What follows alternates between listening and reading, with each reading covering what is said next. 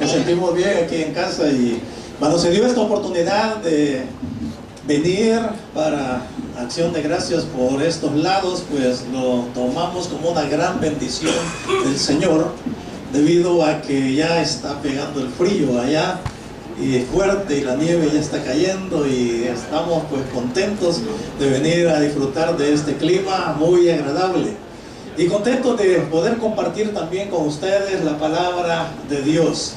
Así que vamos a proceder a compartir la palabra del Señor, pero quiero antes decirles cómo es que el Señor me puso en mi corazón predicar acerca del tema que hoy voy a exponer.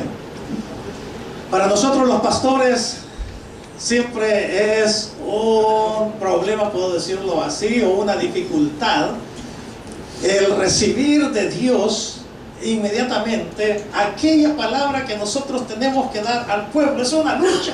Yo no sé si solo es mi lucha o es la lucha de los demás pastores, pero yo asumo que los demás pastores tenemos el mismo problema de qué es lo que quieres tú, Señor, que le entregue al pueblo. ¿Qué es, Señor, la palabra que tú tienes, oh Dios? Y eso fue mi lucha durante un tiempo, que yo estaba pensando, Señor, ¿qué es lo que tú quieres? ¿Cuál es el mensaje que tú quieres que yo dé, que yo comparta? Ese mensaje no quiere decir que el haber recibido yo del Señor esa palabra quiere decir que todos los pastores deben de predicar lo que Dios me ha dicho a mí que predique. No, en absoluto. Pero yo recibí del Señor esa palabra. Y por eso es que yo la he compartido en los últimos días. Porque creo que el Señor me ha puesto en un lugar allá en Alaska en el cual hay necesidad de compartir esta palabra al pueblo en Alaska, pero principalmente a la iglesia. El mensaje de Dios a la iglesia. Yo sé que allá estamos luchando por compartir el evangelio con los que no conocen de Cristo. Y eso es algo bueno. Sin embargo, el Señor me ha dado una palabra para la iglesia. Y es así como comencé a orar y a pedir del Señor y a investigar. Y llegó a mí una palabra muy sencilla. Pero antes de compartirla con ustedes, quiero decirles que, y esto es relacionado por supuesto con lo que voy a predicar hoy, quiero decirles que yo nací prácticamente en el Evangelio, recibí al Señor quizás como a los 5 o 6 años de edad allá en San Salvador, en un lugar en donde pues era una iglesia muy pobre. Yo recuerdo, allí se congregaba mi abuelita, ella fue la primera que llevó el Evangelio hasta nuestra familia. Y gloria a Dios por esa primera generación que ha llevado la luz del Señor a nuestra familia. Quizás en ustedes puede ser el padre, puede ser quizás algún hijo, puede ser el abuelo, no sé, pero siempre hay uno en la familia a quien le alumbra la luz del Evangelio y ellos comparten a los demás. Y la familia es bendecida, y no solamente es bendecida esa familia, sino que esa bendición va de generación en generación.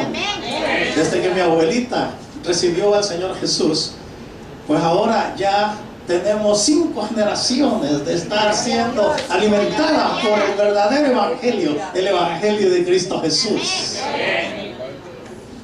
Y yo recuerdo, como que si fuera ayer, que de niño caminábamos, y antes podíamos caminar los niños libremente grandes distancias allá en nuestro país. Hoy ya no se puede hacer eso. Yo caminaba a veces solo, a veces con mis primos pequeños.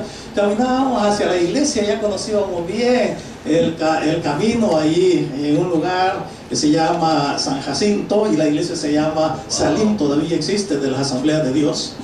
Caminábamos para allá y llegábamos a los servicios. Yo recuerdo que no era alfombra el piso, no era ladrillo el piso, o cerámica, mucho menos. No, era polvo. No eran sillas cómodas como estas. No, eran bancas de madera. Y ni siquiera tenían atrás respaldo. Algunas sí tenían respaldo, pero otras no. Pero ahí llegábamos, y recuerdo que la gente cantaba alegremente, y mi abuelita no podía leer, no podía escribir, pero cuando recibió al Señor se aprendía de memoria los pasajes de la Biblia y se aprendía las canciones también. Y recuerdo cuando ella junto con otros hermanos cantaban esta canción que decía: llegáronse los tiempos, cumpliéronse los días de aquellas profecías que el Señor habló cuando íbase del templo al monte Las Olivas, y con palabras vivas, señales nos dejó. Y se me quedó ese himno, y todavía yo recuerdo y me transporto a esos años, y les estoy hablando el siglo pasado, principios de los 1960. Y recuerdo a todos cantando con alegría: llegáronse los tiempos, cumpliéronse los días de aquellas profecías que el Señor habló cuando íbase del templo al monte Las Olivas, y con señales, señales nos dejó. Y cantando que Cristo ya venía, porque otra de las estrofas dice, de esta palabra dice: hoy vemos que los tiempos en breve van pasando, señales demostrando que el Señor vendrá. 1963, aproximadamente 61, nos habla por las guerras, nos habla por los vientos, que ya se acerca el tiempo que Cristo volverá. Mi abuelita esperaba que Cristo viniera en ese tiempo. La iglesia esperaba que Cristo viniera en ese tiempo. Yo mismo de niño esperaba que el Señor Jesús llegara en mis días de niño, pero el Señor no vino. Pero todavía Jerusalén estaba en manos de los gentiles. Todavía esa profecía no se había cumplido, aunque ya se veían de guerras, porque se venía saliendo de la Segunda Guerra Mundial, y se venía saliendo de la guerra de Corea, y se estaba entrando a la guerra en Vietnam, y seguían de guerras.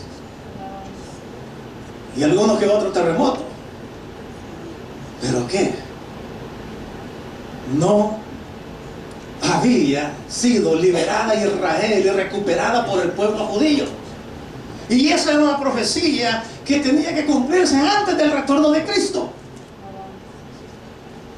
Bueno, llega el año 1967, y en la guerra de los 6 días, la ciudad santa es recuperada por los judíos, y entonces el dominio de los gentiles sobre la Jerusalén santa termina. Una profecía cumplida. Y entonces ya se esperaba en el pueblo cristiano que Jesús iba a venir, pero Jesús no vino. Llega la guerra del Yom Kippur, creo que en octubre de 1974. Igual todos los cristianos atentos, expectantes de que Jesús vendría y que eso iba a iniciar entonces ya los eventos para el retorno de Jesús. 1974, y el Señor no vino. La gente esperándolo. Y poco a poco, como dice el apóstol Pedro, que ninguno tenga por tardanza su venida. Algunos en la iglesia comenzaron a tener por tardanza su venida, de manera que dejaron de predicar acerca de la segunda venida de Cristo.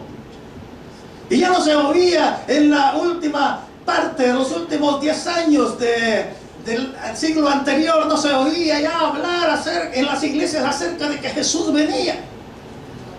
Pero cuando ya se acercaba el año 2000, entonces ya hubo otro alboroto. Decía: el año 2000 viene y hay que estar listos, hay que estar preparados. Y mucha gente, yo no sé, me imagino que ignorando las escrituras o asumiendo que entendían las escrituras o las interpretaban correctamente. Aún algunos cristianos en un país de Centroamérica se fueron, hicieron un llamado para ir todos al estadio y esperar a las 12 de la noche del 31 de diciembre del año 2000 la venida del Señor Jesús. Pero Jesús no vino. Y muchas iglesias, como digo, dejaron de dar ese mensaje acerca de la venida del Señor Jesús. Y me llama la atención cuando dice este canto que escuchaba de mi abuelita hace mucho tiempo: ya todo está cumplido, ya nada hay que esperar. Si alguno está dormido, es tiempo de despertar. Y eso es lo que sucede después de la larga espera. ¿Recuerdan la parábola de las vírgenes? ¿Qué les pasó a 5 de esas vírgenes? 10 estaban esperando al esposo. Pero de esas 10 dice que 5, ¿qué les pasó? Se durmieron. Y vino el esposo. Y entonces se despertaron a la carrera y se dieron cuenta que el aceite se les había terminado. Y meditando en todo esto, vino una palabra. Y ahí es donde yo les digo acerca de lo que Dios me puso en mi corazón. Vino una palabra a mi corazón para predicar, para compartirla. Y la palabra es esta, sencilla, y que estuvo golpeándome, como en los días de Noé y Lot. Y yo voy a predicar porque sentí que debía de predicar sobre el pecado de Sodoma, así se llama el mensaje que yo tenía listo. Y cuando empecé a preparar el mensaje como acerca del pecado de Sodoma, y me senté a preparar el mensaje, vino insistentemente como en los días de Noé y Lot, Y busco Lucas capítulo 17, versículo 26, en donde dice, como en los días de Noé, Lucas 17, 26, así también será en los días del Hijo del Hombre. Como vivía la gente en los días de Noé, como la sociedad vivía en los días de Noé. Dice el Señor, ¿ustedes quieren señales acerca de mi venida? Y yo pensé, bueno, es cierto. En aquellos días, cuando mi abuelita cantaba alegre, contenta de que Cristo venía, no estábamos viviendo como en los días de Noé, y ya se lo voy a explicar por qué. Cuando fue la guerra del Yom Kippur, la guerra de los 6 días, no estábamos viviendo todavía como en los días de Lot. Y dice, como en los días de Noé, así también serán los días del Hijo del Hombre, versículo 27. Comían, bebían, se casaban y se daban en casamiento hasta el día en que entró Noé en el arca y vino el diluvio y lo destruyó a todos. Aquí vemos entonces cómo vivía la sociedad en los días de Noé. Dice que hacían estas cosas que son comer. Bueno, ¿y qué hay de malo en comer? Todos nosotros comemos, y si no comemos, entonces nos morimos de hambre, y algunos comemos más que otros. ¿Y qué de malo tiene entonces en comer? Es necesario comer para subsistir. Bebían, ¿qué de malo tiene en beber? Bueno, si es bebida alcohólica, usted sabe, ¿verdad? No se puede emborrachar. Se casaban, ¿y qué de malo tiene entonces que se case la gente? Y se daban en casamiento. ¿Sabe cuál era el problema? Y aquí es entonces en donde vamos entrando de lleno a ver el por qué los días en los cuales ahora estamos viviendo son similares a los días de Noé. Porque cuando usted lee acerca de los días de Noé y la sociedad inmediata al diluvio, usted ve que ahí no aparece, y más adelante cuando leamos acerca de los días de Lot, ahí no aparece que la gente estaba cultivando su espiritualidad.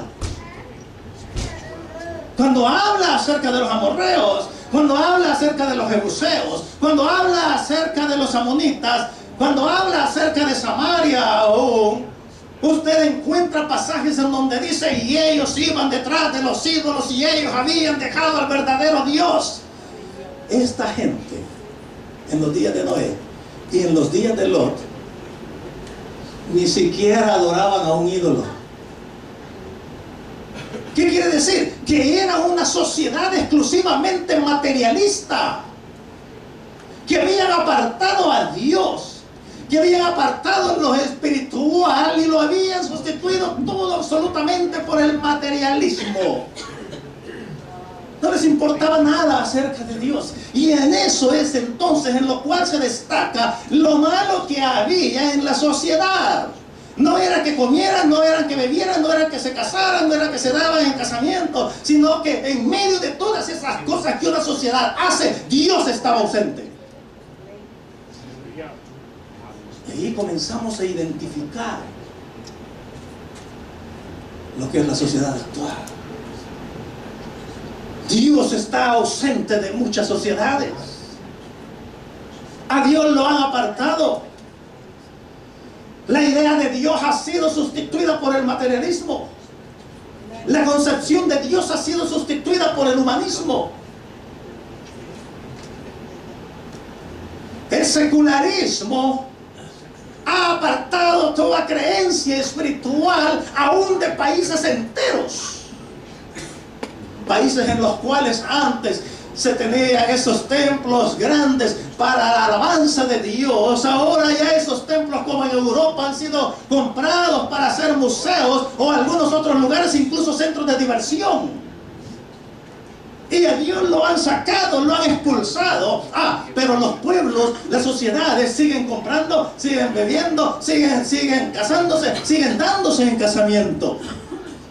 Pero ahora veamos lo que acompañaba a todas estas cosas que la sociedad hacía normalmente. Génesis capítulo 6, versículo 11. Dice, estoy leyendo en la Biblia amplificada: la población de la tierra estaba corrompida en los días de Noé, absolutamente depravada, espiritual y moralmente putrefacta ante los ojos de Dios.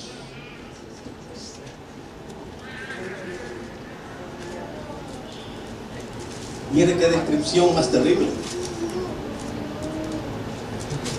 La tierra corrompida, absolutamente depravada, espiritual y moralmente putrefacta ante los ojos de Dios. El mundo en los días de Noé había llegado a estar lleno de tanta violencia, con lo cual ahora nos identificamos en nuestros días actuales, previos a la venida de Cristo, porque estos días son días violentos más que en cualquier época que usted ha vivido, ¿sí o no? Piénselo. Piense su época de niño, piense su época de joven. Piense cómo eran esos tiempos. No, es que violencia siempre ha existido, crímenes siempre ha existido. Sí, pero no en la intensidad con la que ahora lo estamos viviendo. Y se lo voy a demostrar con estadísticas. Según la Oficina de Justicia de los Estados Unidos, aquí en los Estados Unidos, alrededor del 50% de todos los crímenes que se reportan son crímenes violentos. Y cada año alrededor del mundo, ya no solamente aquí en Estados Unidos, sino que alrededor del mundo, más de 1.6 millones de personas pierden la vida por causa de la violencia. Y la violencia es una de las causas de muerte principales entre personas entre los 15 a los 44 años de edad. Qué triste. Nuestro país en Centroamérica está sufriendo mucho acerca de azote de las pandillas. Nuestro país, Honduras y estos países están siendo afectados por la violencia. Y sabe que estos jóvenes que ingresan a las pandillas, el promedio de vida que tienen no pasan de 22 años y son muertos. A nivel mundial es entre 15 y 44 años. En algunos países de Centroamérica no pasan de los 23, 25 años. Eso es lo que estamos viviendo ahora. Días violentos. Para que tengamos una idea de la violencia, cómo se ha incrementado, pensemos en un país como El Salvador, que no es más grande que el estado de Massachusetts. Pero hubo un día en el cual el promedio de muertes violentas, de asesinatos, era en un día de 35 personas. Yo recuerdo que en los días de mi abuelita, cuando ella cantaba, todavía me acuerdo de las noticias que salían en el periódico, que decía: hombre muere apuñalado en la calle del centro de la ciudad. Y pasaba toda la semana hablando de esa muerte. Pasaba un mes los periódicos hablando de esa muerte.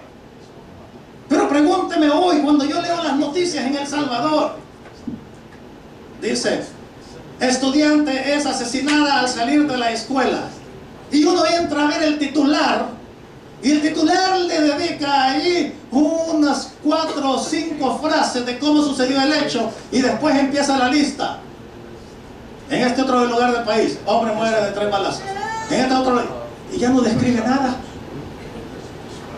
¿Por qué? Porque se está viviendo en un mundo violento, en el cual la gente está perdiendo toda noción de entrega a Dios y de buscar esa paz espiritual. La Organización Mundial de la Salud calcula que en el siglo pasado, el siglo XX, 191 millones de personas perdieron la vida directa o indirectamente como resultado de las luchas armadas, de los conflictos armados. Y este año 2015, busqué en un sitio web que es experto en las estadísticas de cuáles son las guerras en el mundo. Dice que ahora el número de países envueltos en guerras, oiga bien, es de 65 países. Oficialmente son como 238 países que hay en todo el mundo. De esos ciento y tantos países, 196 o 98 forman parte de las Naciones Unidas. Y de esos 198 que forman parte de las Naciones Unidas, hay envueltos en guerras actualmente 65 países. Y el número de milicias, de guerrillas, de grupos separatistas, de grupos que por causa de la religión están matando, masacrando a gentes, hay 665. Dígame entonces si no son días violentos. Y esos días no era así como cuando yo era un niño, no era así la intensidad de la violencia. ¿Sabe cuántos países estuvieron envueltos en la Segunda Guerra Mundial? 51 países. Y hoy hay 65 países envueltos en conflictos armados. Por eso alguien dice de que ya comenzó la Tercera Guerra Mundial, por tantos países que están involucrados en esto. Así que dice en los días de Noé, la tierra estaba llena de violencia, no tomaban en cuenta a Dios para nada. Y dice el versículo 12, Génesis 6:12, porque toda la humanidad había corrompido su camino en la tierra y perdido su verdadera dirección. Toda la humanidad había corrompido su camino en la tierra, estoy leyendo la versión amplificada, y perdido su verdadera dirección. No tenía rumbo hacia dónde iba. Y eso podemos esperarlo en una sociedad ausente de Dios. La sociedad que rechaza a Dios pierde su rumbo, cree ir en el camino correcto, pero su rumbo ya la lleva a un camino de destrucción. Pero pensemos en la iglesia del Señor, amados hermanos. Lamentablemente muchas iglesias han perdido su rumbo. No están viviendo conforme al Evangelio, sino conforme a necesidades personales. No se está anunciando el verdadero evangelio de la palabra de Dios, porque a veces ese evangelio puede confrontar a las personas con su pecado, pero a mí como pastor no quiero confrontar a la persona con su pecado, porque si alguien es confrontado por su pecado desde el púlpito y sin mencionar nombres, solo por predicar la palabra de Dios, se me puede molestar, se me puede enojar, y entonces puede dejar la iglesia e irse a otro lugar. Pero a nosotros no nos debe de interesar si se van o no se van. Tenemos que predicar la palabra de Dios porque Cristo viene. Algunas iglesias han perdido su rumbo. Ya no hablan del pecado. Ya no hablan del infierno. Ya no hablan de la culpabilidad. Yo escuché a un hombre. Fui a una conferencia en la cual había cientos de pastores y líderes de iglesia. Y llegaron no solo a Estados Unidos, yo viajé desde Centroamérica. Porque esa iglesia ha crecido, ha prosperado. Y yo escuché de los propios labios del fundador de esa iglesia, un hombre muy reconocido, que dijo: yo no les predico aquí en la iglesia de pecado a la gente, porque afuera el mundo los golpea, porque afuera el mundo les causa heridas, porque afuera el mundo hace destrozos con ellos, y vienen a la iglesia, dice, y yo entonces les voy a seguir dando, hablándoles de pecado, hablando de culpa. No, les dice. Por eso yo no le hablo a la gente de pecado. Dígame una cosa, y no a mucha gente afuera el pecado lo golpea. Y no es por eso que están en esa condición, porque su misma condición de pecaminosa hace de que ellos caigan en esas crisis. Entonces yo dije: Señor, entonces ¿qué vamos a predicar? ¿Para qué vino Cristo Jesús a la tierra? ¿Para hacernos sentir bien a los pecadores? ¿Para no ofendernos a nosotros como pecadores? No. Cristo Jesús vino a la tierra para decir: tú eres un pecador. Todos han pecado, todos están destituidos de la gloria de Dios, pero yo he venido para reconciliar al mundo con mi Padre Celestial, a darte la oportunidad de salvación. Y alabado sea el Señor, porque nosotros respondimos a ese mensaje. Así que en los días de Noé, estaba viviendo en la humanidad había corrompido su camino en la tierra y perdido su verdadera dirección. Y dice en Lucas 17:27: entonces llegó el diluvio y lo destruyó a todos. Y Noé estuvo anunciando que ese diluvio venía. ¿Pero qué hacía la gente? Mira, ese Noé está loco. Mira, Noé lo que está haciendo, construyendo eso. ¿Y para qué lo está construyendo? Porque dice que la tierra va a ser inundada, que va a venir el juicio de Dios. ¿Y cómo va a suceder que va a venir el juicio de Dios? ¿Cómo es que dice: va a llover, va a caer agua del cielo?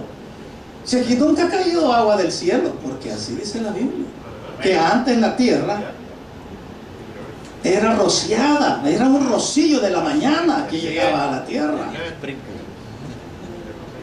Pero un día empieza a caer una gota.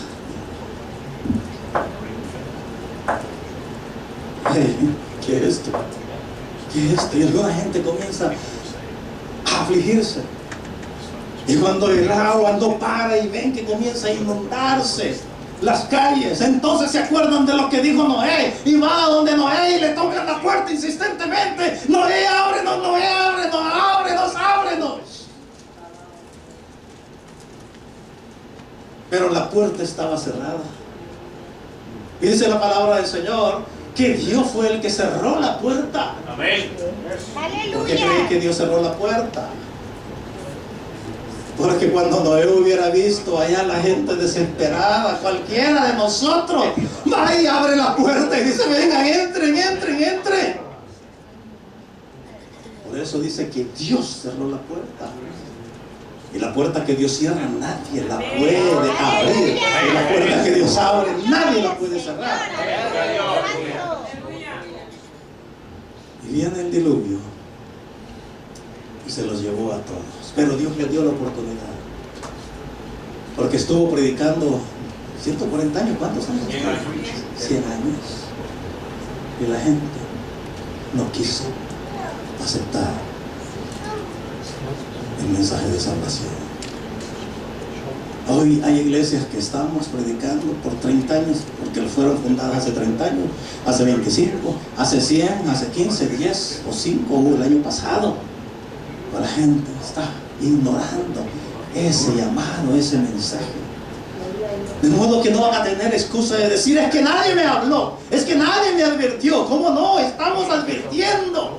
Pero para advertir tenemos que hacer lo que dijeron ahora. Vamos a ir a evangelizar, vamos a ir a hablarle a la gente que tiene necesidad de Cristo. Vamos a ir a hablarle a la gente de que tiene que arrepentirse. ¿Por qué? Porque Cristo viene. Viene más rápido de lo que nosotros pensamos. Y luego dice: como en los días de Lot. Lucas 17:28. Como en los días de Lot, de la misma manera sucedió en los días de Lot, que dice que la gente comía, otra vez, bebía, y aquí introduce un elemento más: compraban y vendían, negocios, plantaban y edificaban, levantando nuevas ciudades, nuevas construcciones, pero Dios estaba ausente. Pero Dios no estaba ahí en esa sociedad. Y la gente seguía llevando su vida como ellos creían que debían de llevarla, ocupándose de sus negocios como de costumbre, sin tomar en cuenta sus pecados. Y eso es lo que ahora estamos haciendo. ¿Qué estamos viendo? Estamos viviendo como en los días de Lot, en los cuales la gente está metida en sus negocios. Los países están viendo cómo intercambian bienes.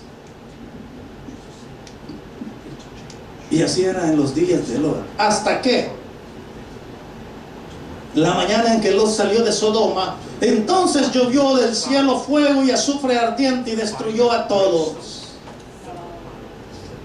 Fíjense bien lo que la palabra de Dios está diciendo. ¿Qué señales vamos a tener, oh Dios, oh Señor Jesús, de tu venida?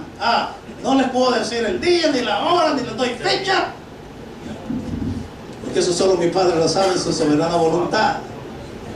Pero sí les voy a dar señales. Y hay señales: terremotos, pestes y lo que usted sabe.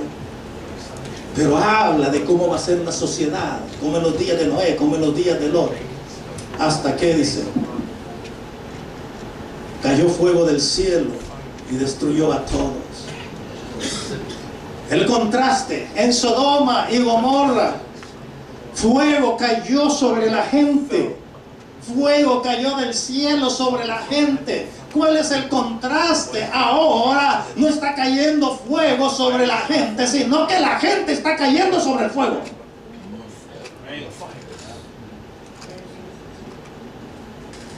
Porque está muriendo sin Cristo. No necesitamos esperar que caiga fuego del cielo para entonces entender, no. La sociedad así está ahora viviendo. Usted sabe, no es ese mi punto, porque el pecado de Sodoma es otro mensaje. Pero mire lo que dice el Señor en Mateo 24:12. Que debido al aumento de la violencia, que debido al aumento del pecado, que debido al aumento de la iniquidad, el amor de muchos se iba a enfriar.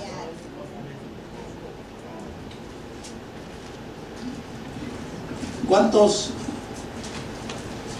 se enteraron de la noticia de la masacre que hubo en Francia?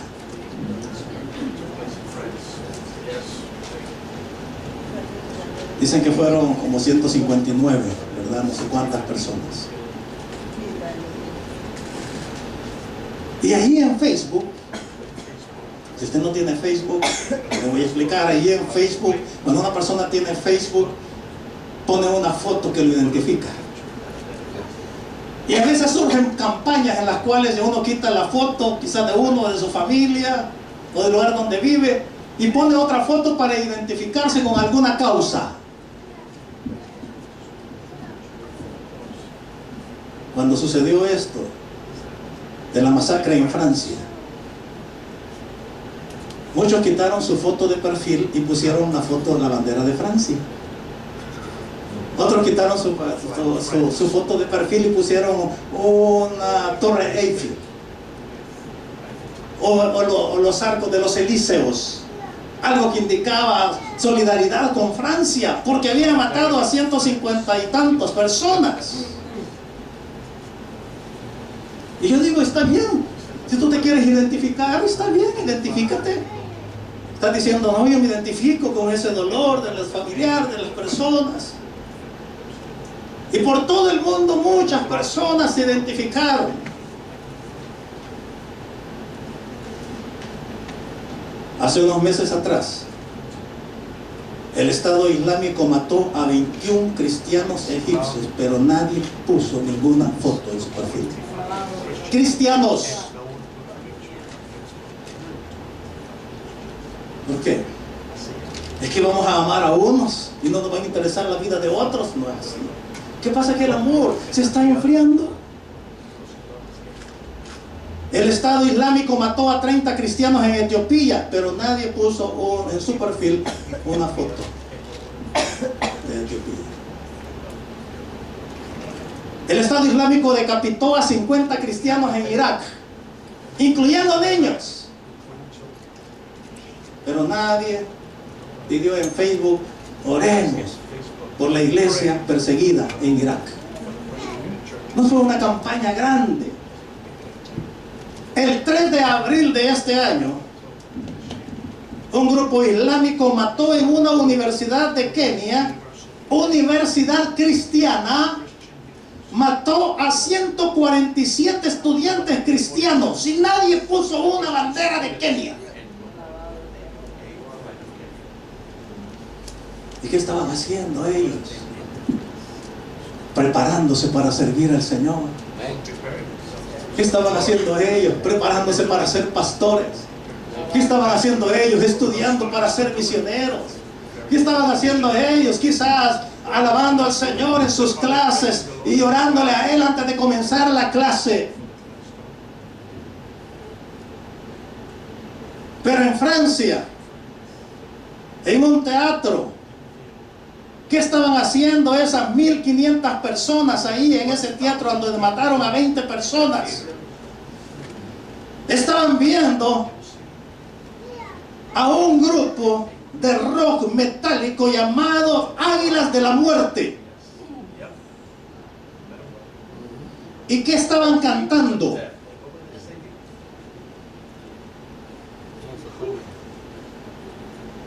Besando al diablo, así se llama la canción. Kiss the Dead. ¿Cómo es tipo? Estaban cantando. ¿Quién ama al diablo? ¿Quién canta su canción? ¿Quién ama al diablo y a su canción? Eso estaban cantando ellos. No estaban cantando al Señor, estaban invocando al enemigo. Y llega y mata a más de 80 personas y el mundo se sacude y el mundo viene y se solidariza con ellos. ¿Qué está pasando en el mundo? ¿Es que la muerte de los cristianos no es digna de solidaridad? ¿Es que la sangre de los cristianos no es igual a la sangre de las personas que no son cristianas? ¿Cómo no? Es igual, pero hay una gran diferencia. Porque nosotros los cristianos hemos sido lavados por la sangre de nuestro Señor Jesucristo. Y eso establece una gran diferencia. Gloria al Señor, aleluya. Estos hombres, mujeres y niños y ancianos que son muertos allá en estos países no eran estrellas de cine, no eran ricos y famosos, solamente eran cristianos que por no negar a Cristo fueron asesinados por grupos islámicos. Pero no hemos visto una ola de protestas ni de lamentos por esas masacres en las redes sociales. Tristemente estamos viviendo en los últimos días en el cual el amor de la gente se ha enfriado, pero El amor de la gente se ha enfriado, pero el pecado ha aumentado, pero Romanos capítulo 5 versículo 20 nos dice que cuando el pecado abundó, sobreabundó la gracia. Y la gracia de Dios ha sido prometida para sobreabundar en medio del pecado. Siempre y cuando tengamos a iglesias que no hayan perdido el rumbo. Siempre y cuando tengamos a iglesias que sigan predicando el auténtico evangelio, el evangelio de Cristo Jesús. Siempre y cuando tengamos a iglesias que no se avergüence del evangelio. Siempre y cuando tengamos a la iglesia que sea una iglesia guerrera y no se avergüence de hablar de pecado, que no se avergüence de hablar del infierno y que diga que el Señor es Rey de reyes y Señor de señores por toda la eternidad.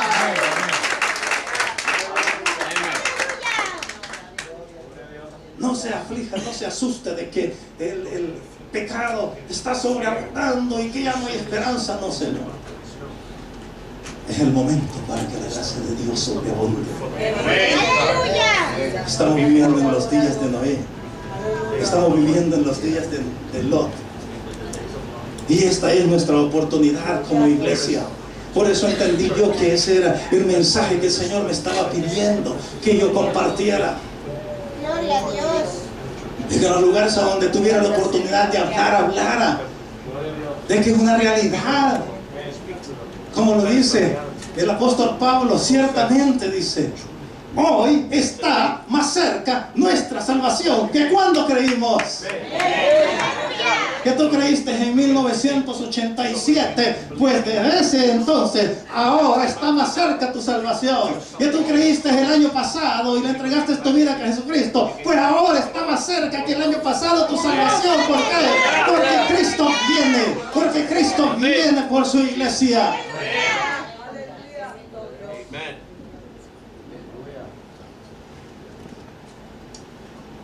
Por Mi último, alma te adora, mi Dios, aleluya.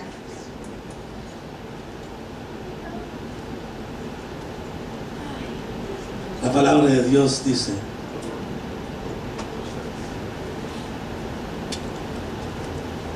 ¿qué es lo que tenemos que hacer ante su pronta venida? Hay muchas cosas que hacer, pero específicamente yo quiero cerrar con este pasaje de Apocalipsis 22:11. Porque algunos rechazan, están indiferentes, algunos creen, algunos no. Pero dice Apocalipsis 22:11: el que es injusto, sea injusto todavía.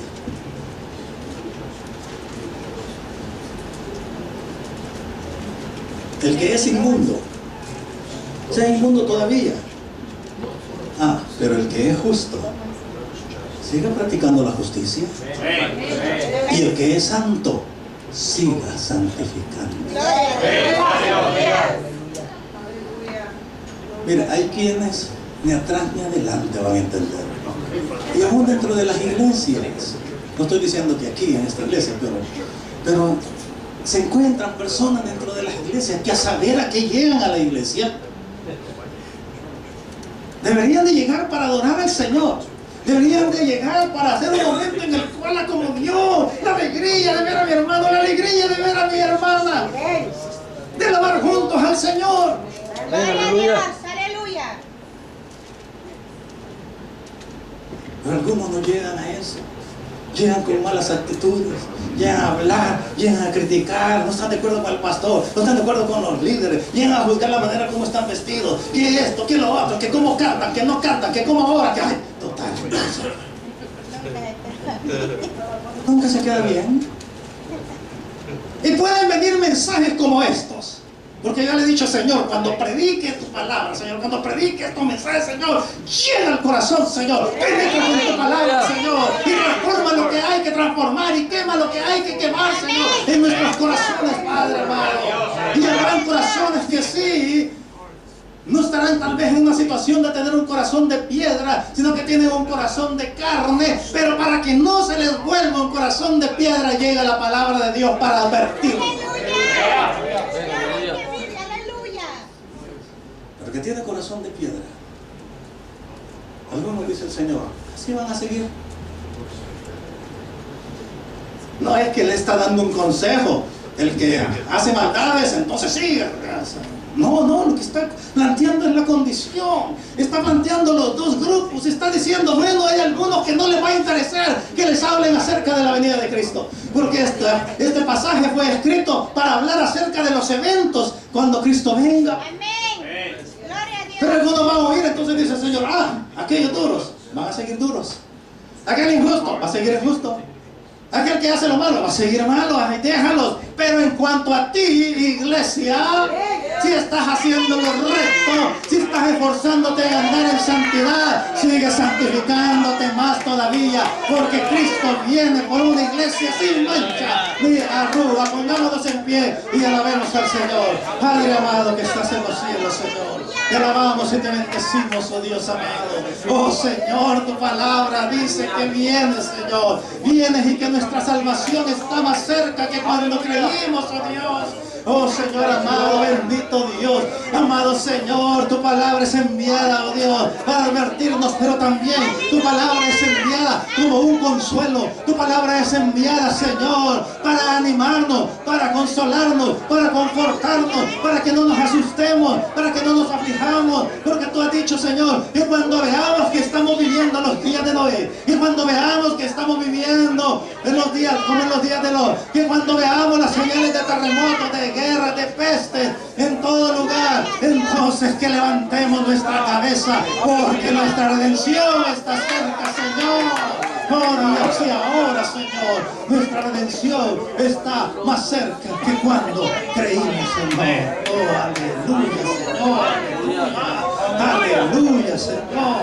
Oh Dios bendito, oh Dios amado, oh Padre, Padre. Señor, el deseo de todo pastor es que nadie se quede, Señor. El deseo de todo pastor es que nadie se pierda. Aleluya. Tu deseo, Señor, en tu corazón es que todos procedamos al arrepentimiento, Señor. Oh Padre, por eso manda, Señor, tu palabra, oh Dios. Por eso la manda, Señor. Por amor, oh Dios. Porque te importamos tanto que llega, Señor, a tiempo. Gloria al Señor, aleluya. No llega retrasado, Señor. No llegas en el momento indicado. Y hoy, Señor, estás enviando esa palabra, Padre. Aleluya. Para afirmarnos, para advertirnos, pero también para animarnos, Señor, a que sigamos en el camino que hemos decidido seguir. Que si estamos tratando de hacer las cosas rectas, que sigamos esforzándonos, esmerándonos en continuar haciéndolo. Que si estamos luchando por apartarnos del mal, separarnos del mundo, que sigamos, Señor, santificándonos. Por Cristo viene. Gloria al Señor. Y mientras estamos así en oración, yo quiero saber, ¿habrá alguien aquí que no ha entregado su vida a Cristo Jesús y hoy le va a decir al Señor, sí, yo le entrego mi vida al Señor Jesús?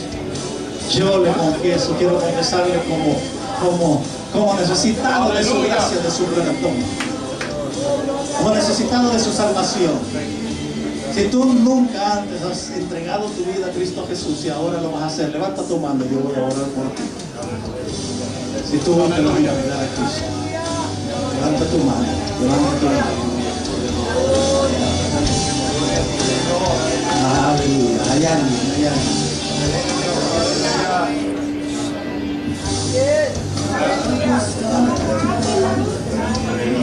Si usted ya es cristiano, si ya recibió al Señor Jesús como personal salvador, este llamado no es para usted. Pero si no lo ha recibido, no salgas de este lugar sin la salvación de Cristo Jesús. Levanta tu mano y entrégate. Aleluya. Gloria al Señor, aleluya. Aleluya. Y hay alguien ya de los que conocen al Señor podrá decir, hermano Edgar, este mensaje ha sido para mi vida, porque yo quiero afirmarme en Él. Gloria al Señor. Yo quiero vivir para Él. Si usted dice, sí, yo quiero estar firme en Gloria al Él, Señor. quiero acercarme más a Él, quiero consagrarme más a Él. Levante también su mano. Gracias. ¿Hay alguien más? Dice sí. Gracias, gracias. Alguien más, alguien más. Sabe que necesita la ayuda de Dios para caminar en esta jornada. Levante su mano con sinceridad. Gracias. Dios está Esto no es para juzgarme. Porque si usted levanta su mano, usted está en pecado. No. Esto es para decirle, Señor, quiero depender más y más de ti, Señor. Quiero depender más y más de ti. Aleluya. Señor. Aleluya. Gracias, Señor.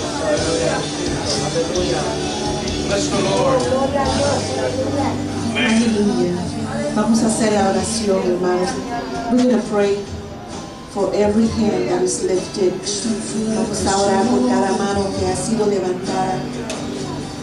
Señor Jesús, en estos momentos te presentamos estas vidas, Señor, que tienen sus manos levantadas, mi Dios. Tú conoces su corazón, sus circunstancias, Señor, todo lo que envuelve su vida.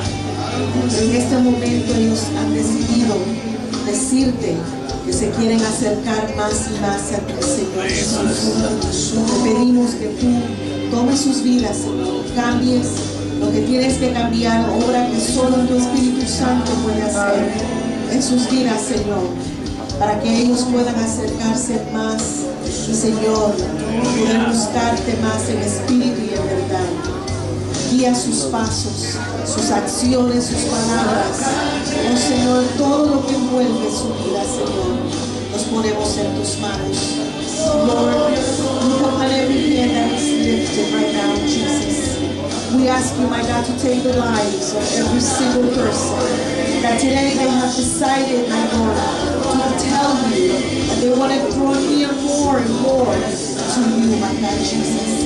We ask you to take their lives, everything that surrounds their lives, their daily living, my God, that you will change anything that needs to be changed, and that they can draw near to you every day to seek you in spirit and in truth, my God. We thank you for this word that has spoken to our lives. Te damos gracias por este mensaje que ha hablado nuestras vidas, Señor.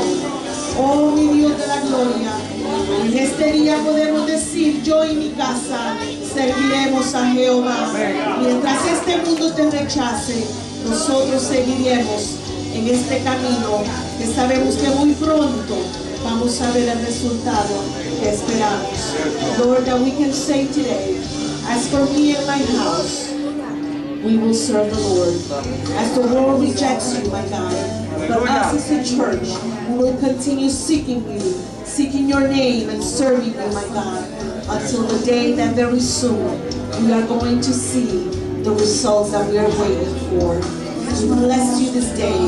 Te bendecimos en este día, Señor. Te damos a ti toda la gloria, toda la honra. Bendice a nuestro hermano Pastor Edgar Montano, su esposa Miriam, el ministerio en Alaska, Torre Fuerte de Alaska, Señor. Sí, Señor. Ese hielo ardiente, mi Dios, nunca Llénala, caiga, Señor, de tu nunca fuego. se apague, Señor. En nombre- Bendícelos en la obra que en Alaska. Sabemos que es aleluya. difícil. El terreno está congelado, pero tu Espíritu Santo es fuego.